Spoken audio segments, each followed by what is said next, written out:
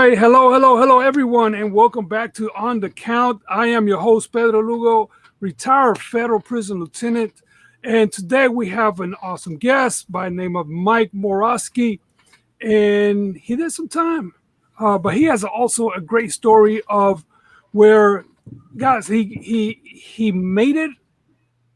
He went to the bottom, and now he's become again. He's raised himself up again, and we just want to share a story. I want to know a little bit more about him. He has a lot of stuff to share. He's doing great right now since he came out of prison.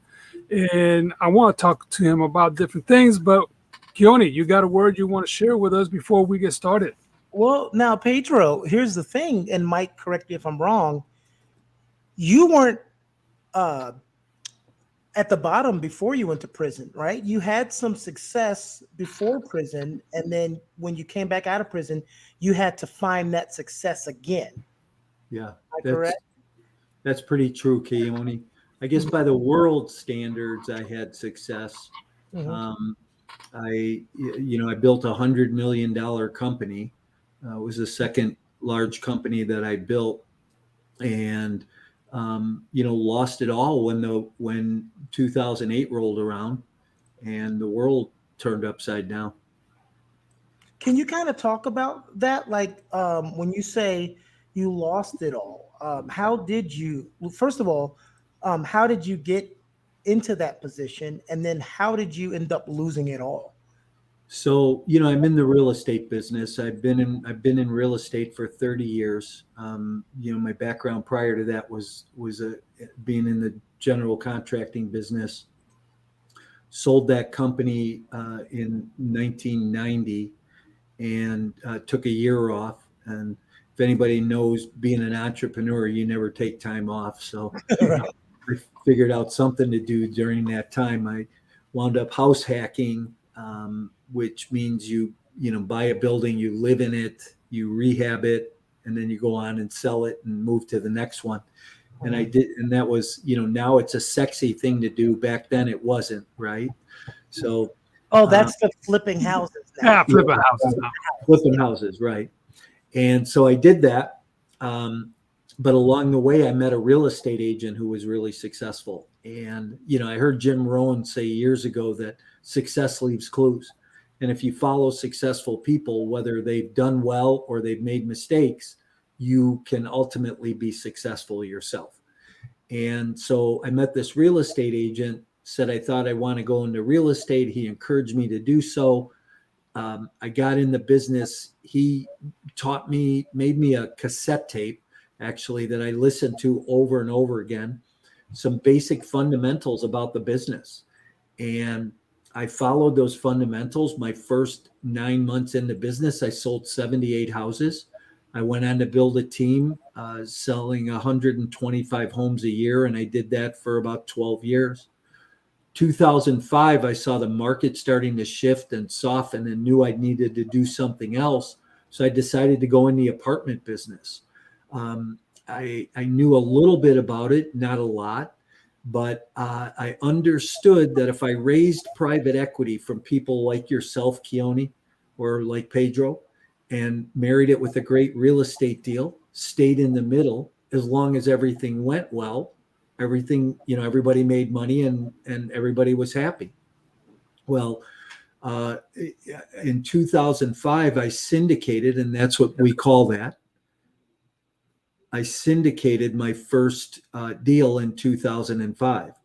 And from there, I went on to build a $100 million company. I grew it very quickly. So I raised $18 million. I bought 4,000 apartments in 5 U.S. markets. And I built a property management company at the same time, managing 7,500 units.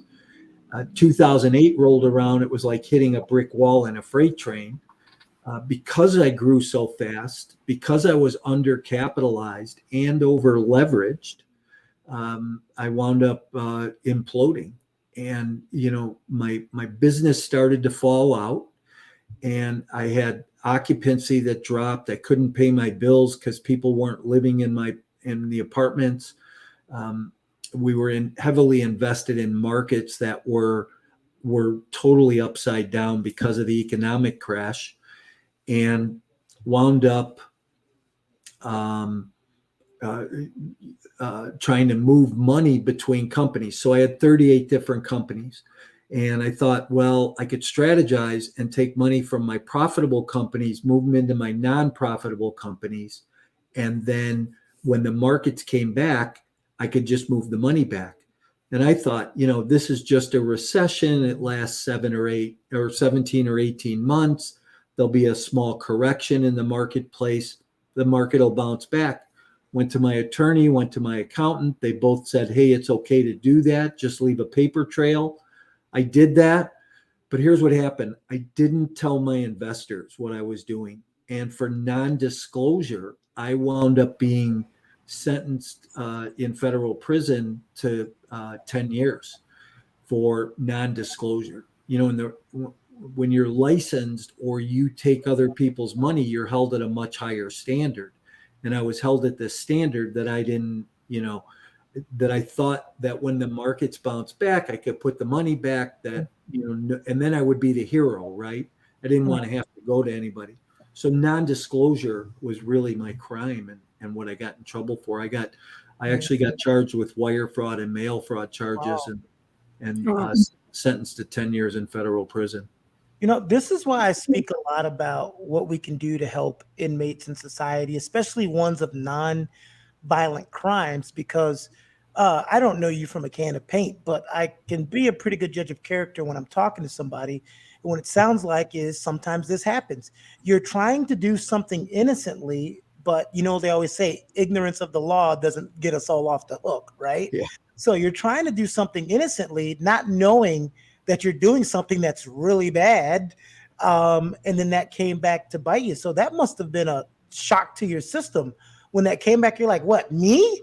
I would never do something that you're accusing me of, but you did, you just didn't know it. Right. And here's what's funny is, and I always tell people, I say, I never flew private. I didn't have a boat. I didn't buy a big house. I didn't have a fancy car. I didn't upgrade my lifestyle. I was the neighborhood baseball coach. I was home most nights for dinner. And I got ripped from that to live in a 12 by 12 room with 3 men I didn't know, nor did I like. And I wondered what the hell happened in my life,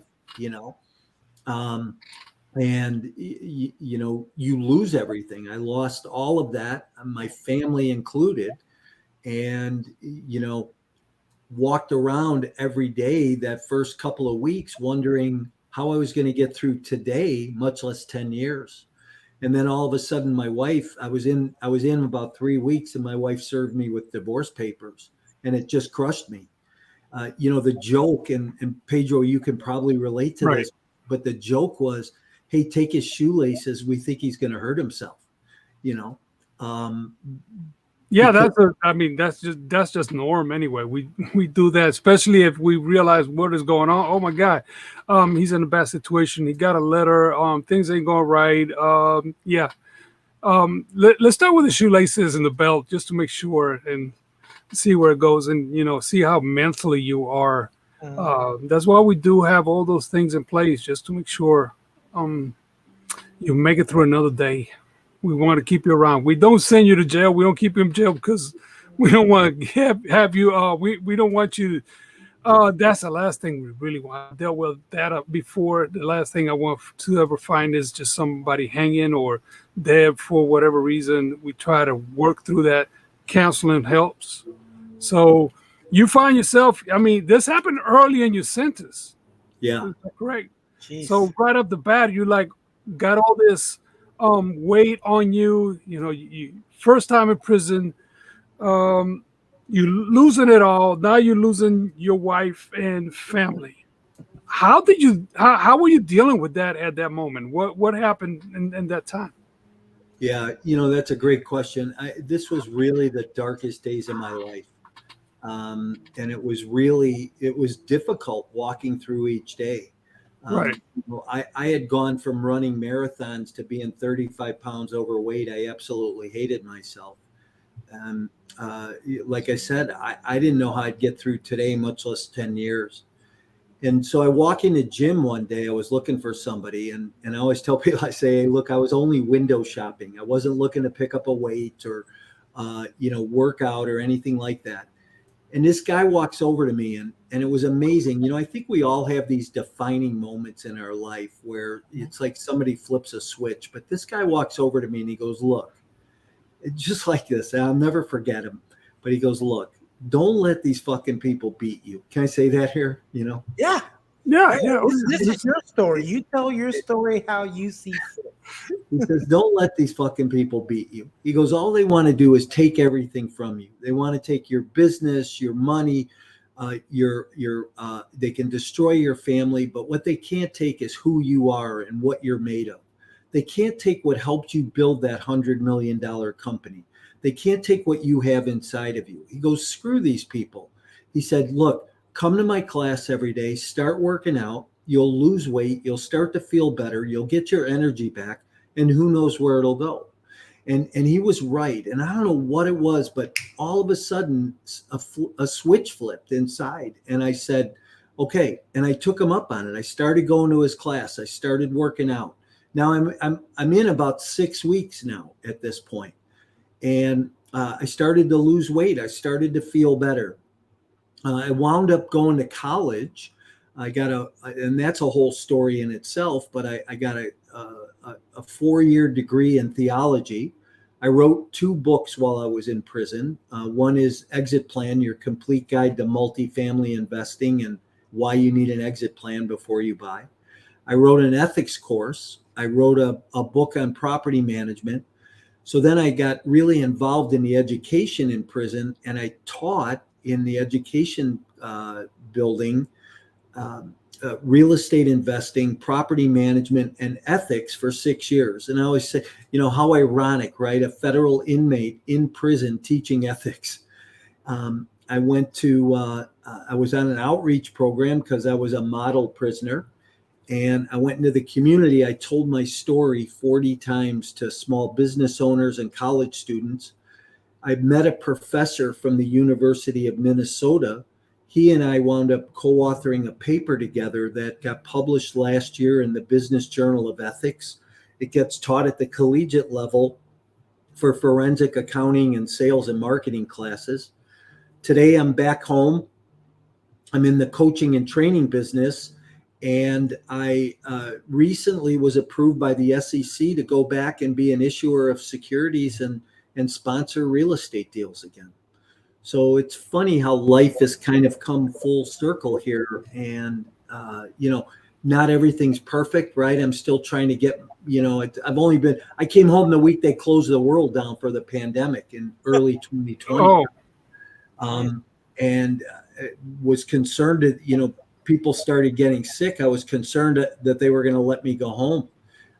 But I did. I got on that bus to leave that morning to come home. And it was like, man, I can't even believe it. Right. I was in Duluth, Minnesota, and I went from Duluth. That's what I was going to ask you, where you let them know where were you, cause you got there. When did you get to Duluth? What year was that?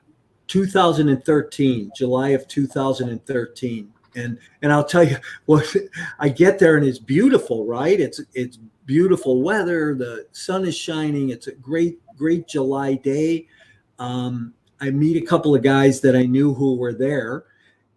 About 4 days after I got there, it rained and sleeted for the next 2 weeks. We were in winter coats and hats. I thought I had died and went to hell, actually. And found out, that first year we had about 48 inches of snow on Hawaii. And I realized that it was the coldest place on earth, right? It seems like it. I have a question. I know I don't mean to go back into the doldrums, but I'm just looking at what happened to you through my eyes. If it was me, what was actually the hardest part? Because actually for me, it may sound bad. The hardest part wouldn't have been that I just got a 10-year prison sentence. The thing that would have been killing me mentally is every single person thinking this guy that I've been stealing money and embezzling and doing all of these naughty things that I wasn't actually doing. And no matter what I say, they're not going to believe me. Yeah. So, you asked two questions there, Keone. I don't even know if you know that, but the first part of that, what was the hardest thing for me? The Mhm. hardest thing for me was leaving my kids and my family behind, right? That was the hardest thing for me. I I did everything I possibly could do in the world for my kids. I was the baseball coach, I was a soccer coach, I was the field trip chaperone. Mhm. I was always there. You could count on one hand the amount of events I missed as a dad, Mhm. and I have 5 kids. So that was the hardest part for me. But this other piece, I will never forget this. The first day I'm there, I go to my counselor's office, right? You do this intake. So I just come from medical. They walk me over, throw me in a room. This is your bunk. And then I get called over to my counselor's office.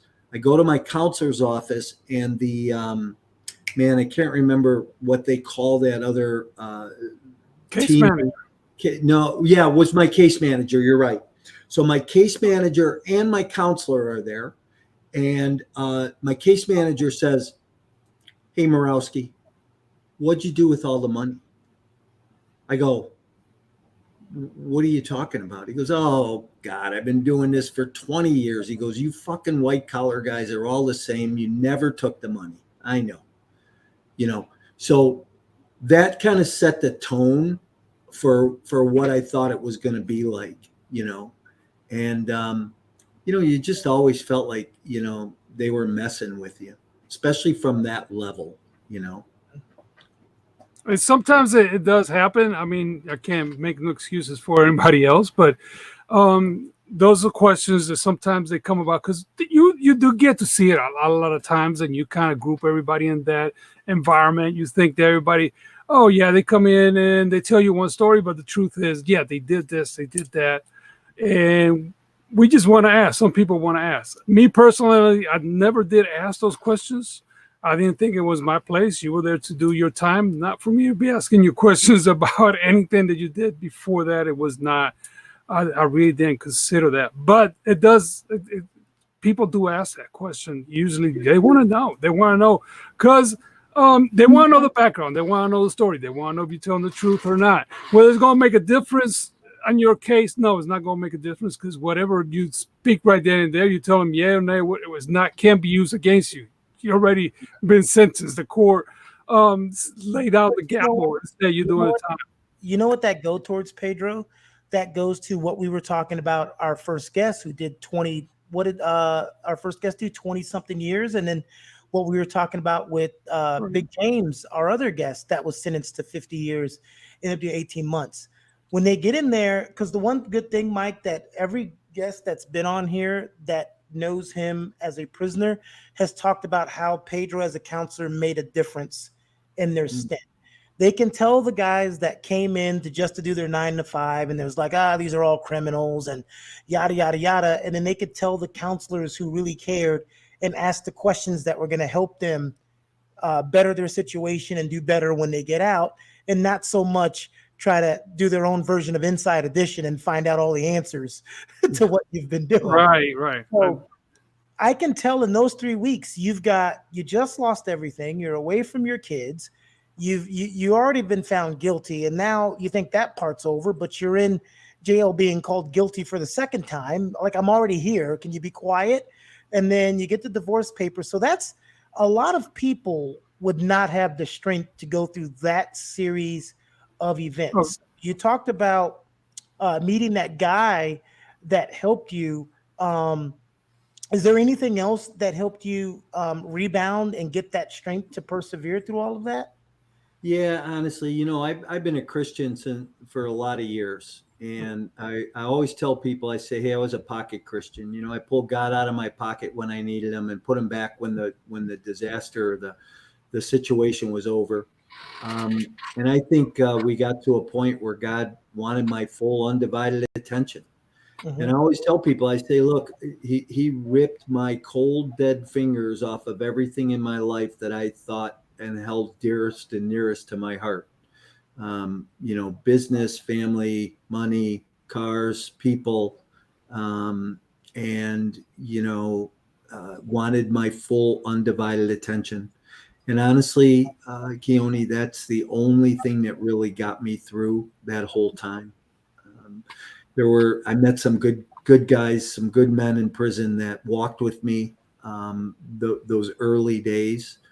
Everybody, I always get a kick because people say, hey, 6 months, it's going to take you 6 months to get your to get in a routine. Then it was a year. Then it was 15 months. Then it was 2 years. But it took me pretty close. It took me about 18 months to really get moving. The bar moves, Pedro. The bar keeps moving. It moves, and it really depends on the person who they have around, and where you at. Because the thing about being in Duluth is, rain, sleet, snow. You have August to really enjoy, and then after that it gets cold again. It's like, because I've been up to Minnesota, it's like, oh my, no, I don't want to live up here. This is just a disaster. So you have to deal with that. Everything is inside. So getting a routine and where you at, it does not work very easily, but it does come about.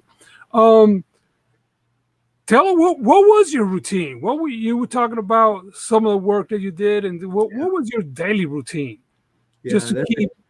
That's a great question. And hey, I always tell people, I say, ask me anything you want to know except what I had to eat, right?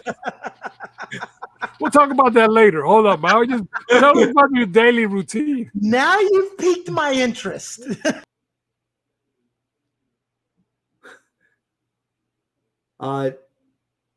Daily routine. So my daily routine was pretty simple, pretty standard. I did the same thing. I get up at 3:30 in the morning, and people always say, God, why'd you get up so early? Because that was the only time I could find quiet, solace, where there was a little bit of darkness.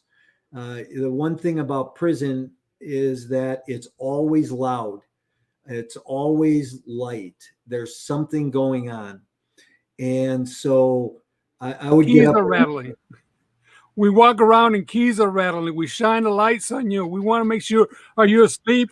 And I was asleep 5 seconds ago until you shined me in the face with that 100 candle lantern that you have in your hand. So yeah, I know what you mean. I always wonder that. That's a good question. We'll come back to that. Go ahead. So I would get up at 3:30 in the morning, and everybody always said, why you get up so early? Well, that was the only time I could find any quiet. It's so loud in prison, right? There's always a light on. There's always somebody talking or arguing or something going on. And, but I would get up at 3:30 in the morning and spend some time in scripture. And I would just, I read the Bible and spend some time alone. I'd go watch the news about 5:30, get ready for them to open the yard. When they open the yard, I'd go right to the gym. So at 6 o'clock, I'd go to the gym. I'd do my first workout. I'd run over, have some breakfast about 7:30, go back to the gym, work out until first count was at 10:30 or 10 o'clock. Go back, I'd count, take a shower, change, go to lunch, and then I'd go to the education building. At the education building, I would work on the computer all day. They had these stationary one-box computers that you could, and because I taught classes, I always was working and writing and putting material together for handouts for my weekly classes. So I put this material together. I wound up writing books, 2 books as a result of everything I put together. So I'd spend 4 hours in education, go back for 4 o'clock count, go to dinner. In the evening, I'd either go work out again or go teach a class, or I would, maybe on the weekends, we had a theater, I'd watch a movie, and hope that the yard was open as much as it could be, Yeah, because the weather sometimes we're not there. You don't have that available to you. It's a camp, you're outside. Yeah. So now a lot of people hear you say you taught classes, and let me clear that yes, inmates do teach classes. What we do also, we use their specific knowledge. Okay. And that's what probably Mike was being used for. He has some knowledge. We want to use it because we don't let that go, like let it go to waste. I've had that before. I had some doctors and lawyers, and I say, well, this is the class that we're going to need. How about you helping us out? Because you have this knowledge. Don't let it go to waste while you're here. Plus, you grow and you help other people. So, what classes were you teaching most of the time? Yeah, I taught real estate investing in apartments, multifamily investing. I taught property management, and I taught ethics. A couple other things I wound up doing there was I was one of about 12 guys who started a Toastmasters group. Some guys came in from the outside, proposed to start this group. They helped us get it off the ground. We ran a Toastmasters group for about 6 years, and also an Alcoholics Anonymous group, an AA group. So I feel like prison helped me. I'd been sober for about 26 years. When my business fell apart and my marriage started to fall apart, I wound up, using again. Got pretty strung out before I went away on alcohol and some pills.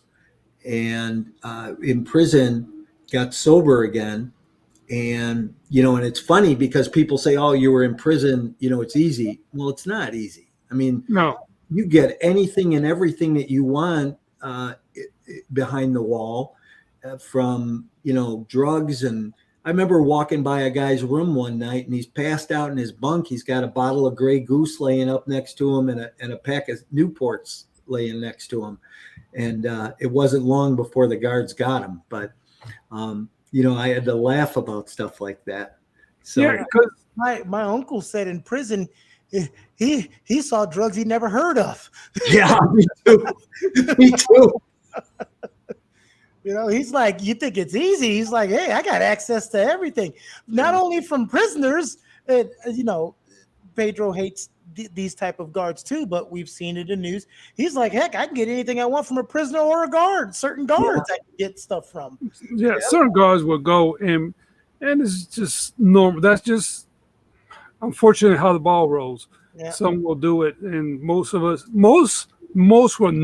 not do it, but there's always one or two that just they will break ranks and will do what they're not supposed to be doing. Being in a camp, the thing is, let me explain that the camp is very open. There is no real fence around it. A camp is what is called an out custody, a low level type of institution. They do have vehicles that they patrol. But actually an inmate can actually just walk out and get on the road and hitchhike, and we really can't stop him until he gets in the vehicle. I told Pedro this story, Mike. My roommate, when I lived in Miami, he was a federal prison guard where Noriega was being held. And I was in the Army base that was the reserve base that was next to it. And I was like, I don't feel like paying for a gym membership. He's like, just come to our gym. I was like, in the prison? He's like, it's a federal prison, Keone. I'm like, okay, I don't know what that means. So I drive over. At first, I'm waiting. I'm sitting there and I'm waiting. I thought like a guard was going to walk up and like check me in. And two people behind me are like, honk, what are you doing? And so I drive in. I go where he told me to the gym. So I go in the gym. I start lifting weights and then inmates just come in. And I'm like, there's inmates in here. And they're just, hey, how you doing, sir? I'm like, hi. And they're folding towels and putting up weights. And then I'm like, I get home, I'm like, what the hell was that? He goes, it's a federal prison, John. They're not going to leave, because if they leave and they get caught, they ain't coming back here. They're going someplace worse. And I was like, oh, I got it. I got you. Yeah. It was just a mind, to me. I'm like, well, what is going on here? Is this prisoner summer camp? Yeah, I mean, it's just that they walk away. That's what you hear in the news. Well, federal inmate escaped prison. And usually it's not that. We don't have, it's very unusual an inmate escapes from a prison or federal prison. We've had some. We could talk about what happened a few years back and how they have escaped, because we've had escapes. But usually when you hear that, it's usually from a camp, and all they've done is they just walk away and they're gone. So they are put in an escape status. But it's not because we really can't stop them. If hey, you want to leave, you're in our custody. This is up to you. So it is a bit of is your responsibility. That's one thing we tell the inmates. Well, it's your responsibility to make sure this happens. It's your responsibility to ensure that you follow the rules. It's your responsibility to make sure you stay within the compounds of what we have here and when the confinement. So the camp really builds a lot of guys coming down from, say, a medium or low institution, and they come and make their way to the camp because we are kind of building them for responsibility. You are responsible. These are your choices that you have to make. Now, life is going to change a little bit because everything is more on them. There's less staff in the camp. There will be in a regular prison. Why? Again, they do a lot of the work. Inmates do a lot of the work. That's why Mike was doing a lot of the teaching for classes. They are necessary. Great classes as well for the inmates, because that's going to give them something to look forward to and put in their toolbox when they get out that they can use. Because like a lot of times, and Mike, we're gonna go back to that. When you get out, you have that stigma on you. You are a convicted felon. You're coming out of prison. Everybody's not going to hire you. Jobs are not available. So what is your next solution? You pretty much have to go into some type of entrepreneurship. You have to have your own business. You got to be very creative. Mike, tell me about, one question that I love to ask. First day, you finally gonna get out. You know you get out. You that night before you get out. I know. Tell me a little bit about that night before you get out and the day you left Duluth on the way home. Which you told me a little bit about it already. You know, it was a bad time, COVID. But tell me, give me the rundown. Wait, before you say that, what was your sentence and how many years did you do? And then that'll caveat into when you got the notice that it's over, and then what Pedro was just asking. Yeah. So I got sentenced to 120 months, and I'll never, that day in court was crazy, right? I mean, I remember standing up and the judge saying 120 months, and I hear my wife and two daughters that were in court with me that day go, it was like they sucked all the air out of the room, and it was, it was so surreal after that. And I'm standing there going, okay, 120 months. Fuck, that's 10 years. Yeah. And so let me just bring that into context a little bit.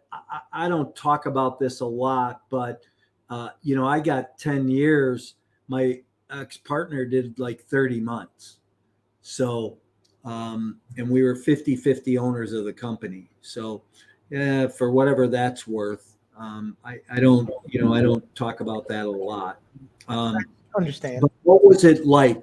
So I'll tell a quick story, and I hope I don't get anybody in trouble for this. But the night I'm ready to go home, we're watching TV, and I was in the TV room. There was a bunch of us that kind of hung out, and some guys came over from some other units that just kind of said, "Hey, how good luck." And but there's I get paged over the PA system from my boss, and he's Morawski to the rec center, and I go over there, and he says, "Come on in my office," brings me in his office, closes the door, and he said, "Hey, I got a pizza for us," and he had a pizza brought in, and we had pizza and talked for about an hour and a half before I left.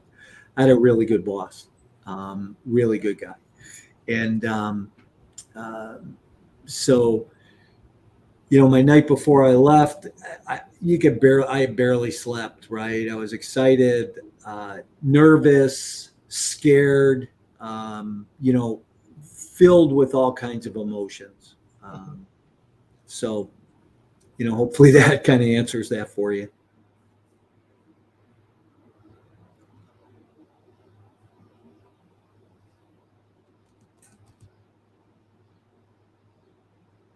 thing that comes to mind? What was one of those first things that you did once you were out? And now you're back to being a regular civilian. Wow, I might say.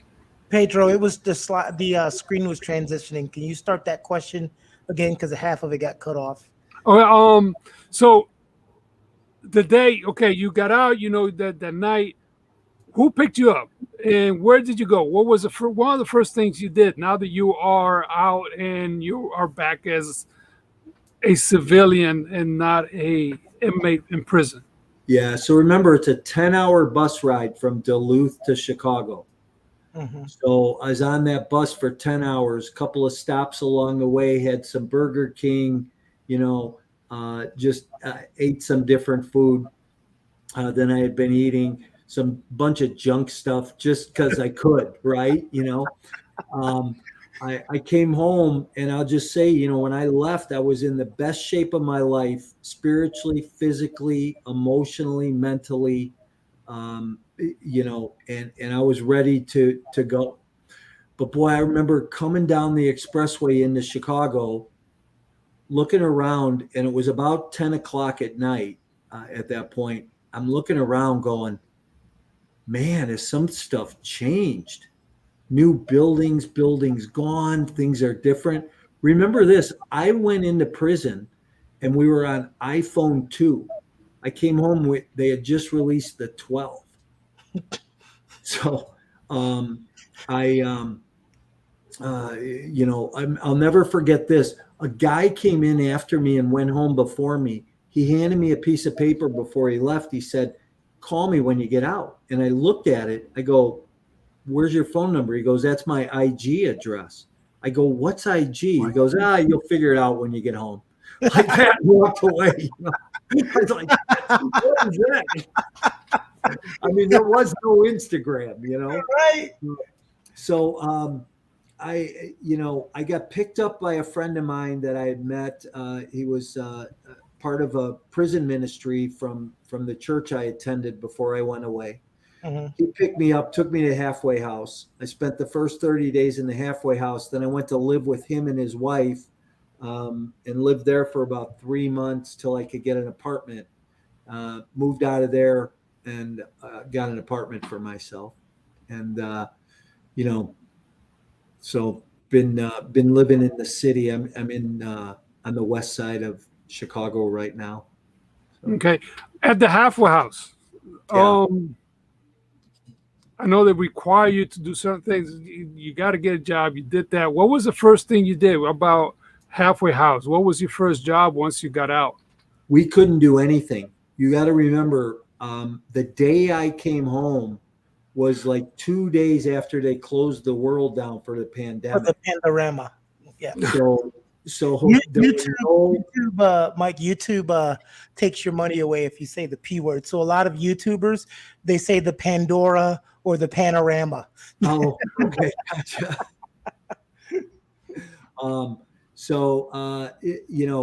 They shut everything down. There was nobody could come visit you. You couldn't have food brought in from the outside. You couldn't leave. The parole officers, the POs weren't coming in. None of the outside counselors or anybody was coming in. It was desolate. Yeah, it was like going from my prison into the world's prison now, right? So, there wasn't much going on. You had a sheet when you went in. It had 10 things on it, 10 classes you had to attend and get checked off at the halfway house. And I could get to about 8 of them, and the 2 of them, the people weren't coming in from the outside to do the classes, so I couldn't get them checked off. So that was really kind of their excuse for keeping you in the halfway house. And finally they started, and I had immediate release, right? I was supposed to go direct to home confinement because I had 10 months of home confinement. So I was supposed to go to the halfway house, be released to home confinement the next day, and that didn't happen. So it was like 30 days. I finally got a hold of somebody in a district office and said, hey, what's going on here? And I was released within 24 hours to go to home confinement. And then I went to live with Ross and his wife, my friend Ross and his wife. Nice. Okay. First job. What was first thing you started doing once you were kind of situated in this? Yeah, job's an interesting thing. I'm really grateful. I met some guy who had a job posting in the paper. He had a roofing company, and I did some inside sales for about 90 days for him. So I was on the phone making sales calls for him, and it wasn't a job I wanted to do. I knew I wanted to go in a different direction. And during that time, I had a couple of job offers, and I went and asked the BOP if I could have these jobs, and they denied me on both jobs. So after they denied me the second time to take the job, I took them to court on an emergency motion. Okay. We went in front of my federal judge, and my judge asked the government, why won't you let Mr. Morawski have this job? And I swear that this is exactly what they said. You could pull the court records. The attorney for the government said, because the job description says that he's going to be a vice president, and we don't think he deserves that position. I kid you not. And my judge got pissed. He said, get out of here. Threw us all out of court, said, I'm going to write an opinion letter. Wrote an opinion letter that they should let me take the job. And I said, hey, listen, we'll change the job description. I don't have to be called a vice president, and it would have been a good job. So after that, I retired. I said, I'm going to go on Social Security. And I've been on Social Security, and I do community service. I run a prison ministry from church today. I help guys that are coming home. We get them, some things to help them get their feet on the ground, personal hygiene stuff, maybe some clothing, maybe a gift card or a transportation card. We help point them in a direction, a little bit of companionship if need be. And so you're doing that now. Okay, let me ask you this, and I know Keone has the same question in somewhere in his head. Maybe. What did the system get right, and what did the system get wrong while you were in there? I mean, because they do some things we do get right, and I could tell you some things we do get wrong. It's just the nature of the beast. But for you, what did we get right? What did the system, and I say we because I was part of the system, what is the system doing that gets right? And what is the system doing that's just wrong and could be done better? That's hard for me to answer. Mm-hmm. It's hard for me to answer. And I'm not bitter. Listen, I broke the law, and I'm terribly sorry that my investors lost money and I didn't tell them what was going on. I broke the law. Did I deserve 10 years? No. Would 1 year have done it? No, 1 year wouldn't have taught me a lesson. Would 3 years have? Yeah, that was the start of me really getting it. I think that what the system, what the guards inside got right were that they knew that I wasn't a guy that was up to any BS. I wasn't screwing around. I wasn't bringing contraband in. I wasn't, hustling. I was pretty, I was the liaison between the chapel and the guys in the yard, right? And that's what I did. And I think that what the system got right was that they helped me get sober. They helped me to, not that they physically helped me, but they allowed those meetings to happen. They allowed people from the outside to come in. They fed me right. they let me work out. They, my liberty, but they didn't take all my freedom. They still let me grow and learn, and you have a life inside, right? It's not much, but you do have a life, and it took me a couple years to realize that. And then what did they get wrong? Yeah, let's not even go down that road. I think, my personal opinion is the system's broken. We really want, that's one thing we definitely want to hear, because we want to look at sometimes what is wrong. We try to get stuck on, we don't want to get stuck on not knowing those things, because we need to know what's wrong to be able to fix it. Here, listen, my crime, 5 years before I got indicted. Okay, so the whole Bernie Madoff thing happened, but before, I would have been slapped on the hand, fined $250,000 by the SEC, told to go back, straighten my business out, don't let it happen again. Today, the feds dismantle you. Listen, the lead FBI agent on the case, the day I got indicted, after they read the indictment and I walked out into the hall, he said, "Hey, come here, I want to talk to you." He took me around the corner. My wife tried to walk over there. He said, "Give us a few minutes by ourselves." He looked me right in the eye and he said, "I hate to tell you this, but the system's going to fuck you, and there's nothing I or anybody can do about it." And he walked away. And I don't know that I honestly knew what that statement meant until I got into it, right? A person like me, no, not to get on. I know what that meant as soon as he said it.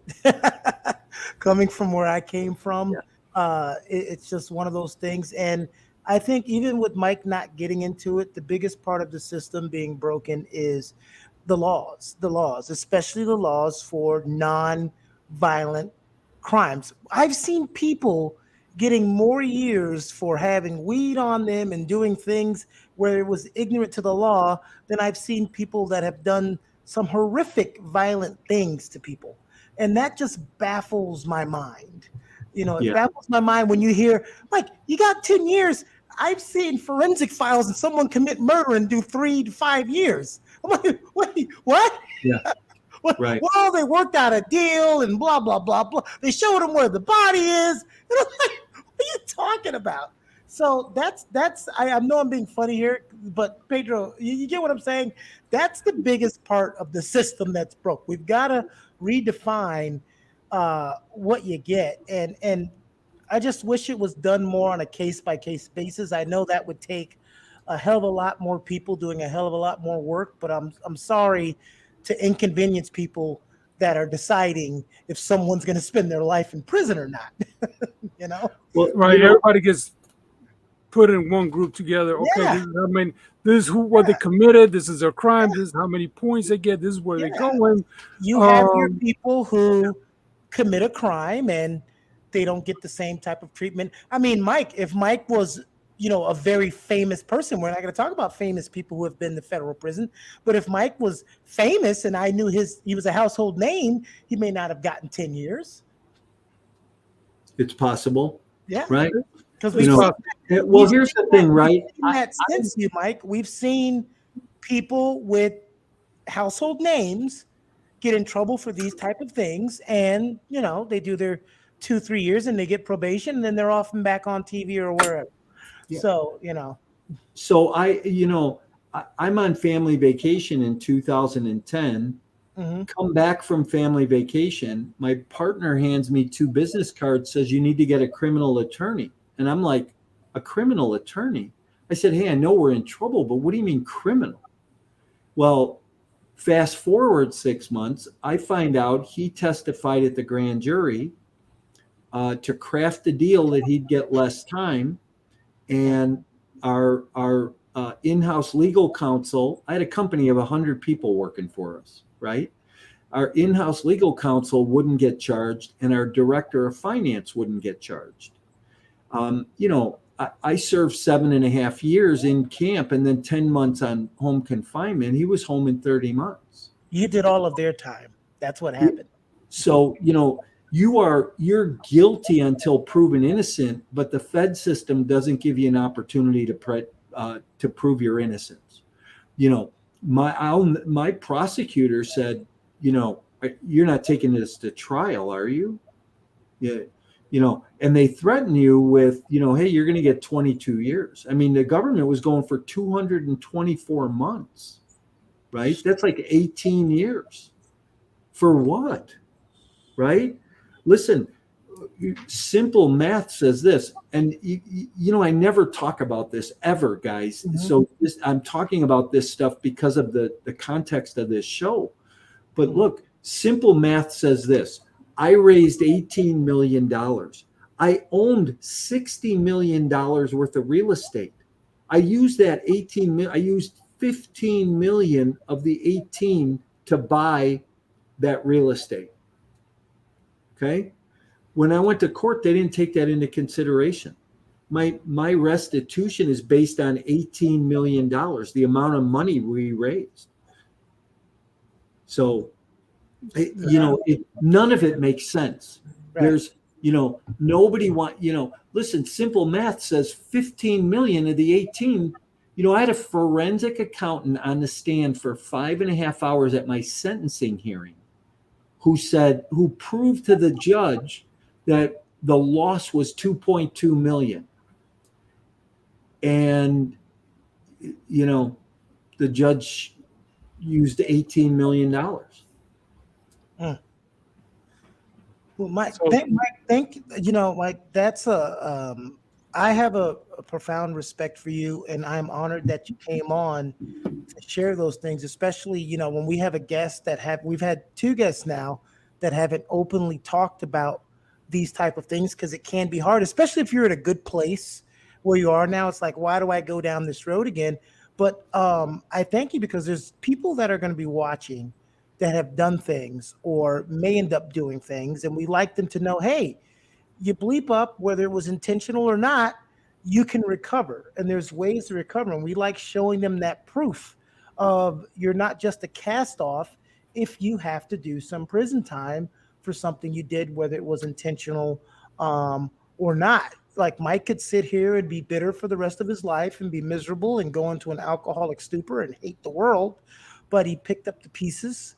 And when you're trying to pick up the pieces, whether it's divine intervention for those who believe, and for those of you who don't believe in divine intervention, no matter what, either the case, if you're doing or trying to do the right thing, the right people will gravitate towards you. So, Mike, you've did this whole story. After your fall, you were constantly meeting people who were helping you or could help you get to where you are now. And if you just stayed in a stupor, you might not have ran into those people. Yeah. Yeah. And I love this. You come home and your parole officer says, hey, you can't hang out with felons. And I looked at her and I said, hey, I've been gone 8 years. The only people I know are felons. Right. Well, are you kidding? She goes, all right, just don't get in trouble, right? I've heard that too, Pedro. That's like a crazy. What if your brother is a felon or your cousin? That's such a crazy. I know what they're trying to say. Don't hang out with criminals. But I mean, like you just said, I've been in prison for 8 years. All my regular friends who have stayed are here, but there's ones that have gone on about their way. What am I supposed to do? Right, just stay out of trouble. That's the biggest thing he's going to just stay out of trouble. That's like telling me, hey, when you go home, don't hang out with black people. Yeah, just don't create anything for you that's going to land you back in prison. Don't let nobody put you in a bad position again. I love his response to that, though. Yeah, that was. Yeah, that was a great response. I've been locked up. Everybody I know is a felon. Yeah, that's pretty good. Good job. We got the wrap up. Yeah. Yeah, we're gonna wrap up here in a minute, but just you got a lot of little things going on. You're helping you're trying to help a lot of people. I know that's one thing that you have been able to create. Now, tell me a little bit about what you're doing, and if anybody needs to get in touch with you, how they can do that. Yeah, Mhm. sure. Thank you. I appreciate, and you guys, I appreciate you having me on. Some of this stuff is hard to talk about. You're right, Keanu. I could be in a drunken stupor or pull the covers over my head and just call it a day. Mhm. I'm 60. I'll be 65 years old here in a few weeks, and you know, um, I know people my age who said they're done already. And they didn't go to prison. And so I tell my story because I want to be an inspiration to people. I want to bring hope to the world. I want people to know that they can't let their past define them. Mm. If there's so many people I think that are trapped in a prison in their own mind from alcohol, drugs, sex, gambling, or from past abuse, sexual or physical or emotional abuse. And I want people to understand that you don't have to live like that. You can go on. And so that's where I hope my story makes a difference for people. So, like I said, I've written a couple books. You could grab a copy of my book, Exit Plan, if you have an interest in real estate or in multifamily real estate. Go to the website, mycoreintentions.com/free. You can download a free copy there, or you can buy a copy if you're like me and you're an active reader. You can find me anywhere on social media. I'm very loud on social media.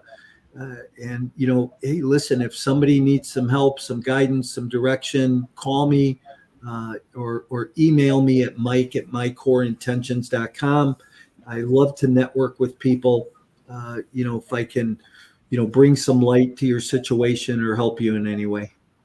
Awesome. Thank you. I'm going to pass it on. Keone, you got any closing thoughts for us Yes. that you want to share? Everybody, make sure you go to the descriptions. We have a YouTube link that Mike provided us. Go ahead and watch that. And we have his link tree information there. Mike Morawski, I hope I said that right, coaching.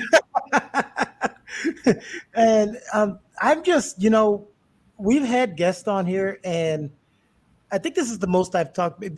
Mike, you've got me. You got me today.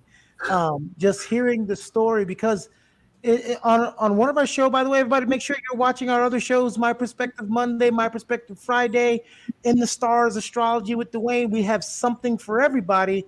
But we did an episode on My Perspective Monday about how many times do I have to say I'm sorry. Mm. And one of the things everybody spoke from the victim aspect, and I kind of took the stand of the person who's apologizing. It's like, I did something, you forgave me. How many times do I have to say I'm sorry for it? Especially when you measure the intent. And I think that's the thing that I think we're in agreement with, Mike, when we talk about the system. Are we not measuring intent? Because intent plays a big part in what happens when people do things. And I think that needs to be looked at more. There are people that are out here wanting to do Ponzi schemes. Their whole aim is to mismanage investment money, but they're riding out in their yachts and their Rolls Royces, and going to parties that with people that they never would have been able to hang around, and their investors aren't getting any money. And I never, from seeing your story and looking up your story and reading your bio and talking to you today, feel like that was ever your intent. So I just think we need to focus a lot more on what is someone's intent, even though that clauses in their ignorance of the law is not an excuse. So true. So one thing that Mike said, don't let prison define you. I'm going to keep that in mind and use that for a lot of other folks that come into these into our as our guests will come to our podcast. It's just, don't let prison define you, because a lot of people get defined. Well, I went to prison. Now what am I supposed to do? Am I supposed to just go back to doing what I was doing? How am I going to make it?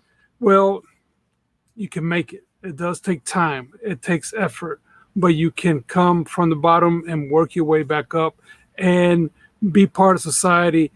And just better yourself as you go. So don't let prison define you. That's one thing I will just keep using. Thank you, Mike, for being with us. Our listeners, if you have somebody that would love to be a guest or would like to send us information about what you've done and share with us, please contact me at onthecount.podcast@gmail.com. Okay, you can contact me through there. If you would love to be a guest, definitely send me some info. We'd love to have you here.